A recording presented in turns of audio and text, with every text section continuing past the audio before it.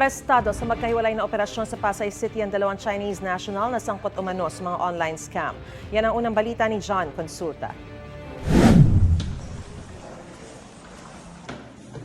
Bitbit ang mission order. Tinungo ng CIDG, DOJ at BI Fugitive Search Unit ang kondominium na ito sa Pasay City.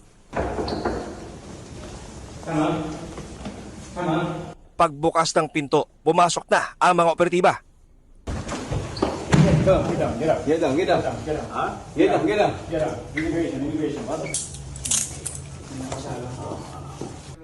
Arestado ang isang Chinese habang nagsasagawa ng crypto scamming activities sa kanyang computer.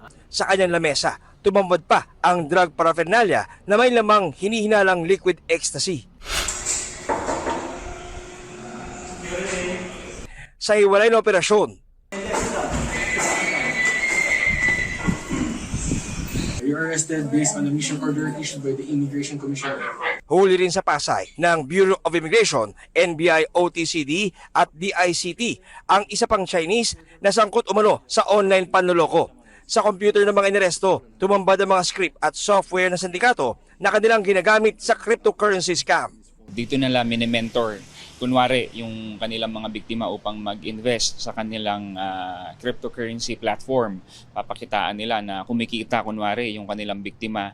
Ngunit ang pinapakita lamang nila sa kanilang biktima ay mga peking platform ng cryptocurrency. Napag-alaman ng BI Fugitive Search Unit na ang dalawang inarestong Chinese ay overstaying na sa ating bansa. Nakapanloko na sila ng mga dayuhan at mga Pilipino. Kinumpis ka ng NBI at ng CICC upang applyan ng cyber warrant itong mga device na nakuha natin sa area upang malaman natin kung sino yung mga nabiktima dito. Wala pang pahayag ang mga hinuling dayuhan na nakakulong na sa detention facility ng BI sa Bikutan. Ito ang unang balita. John Consulta para sa GMA Integrated News.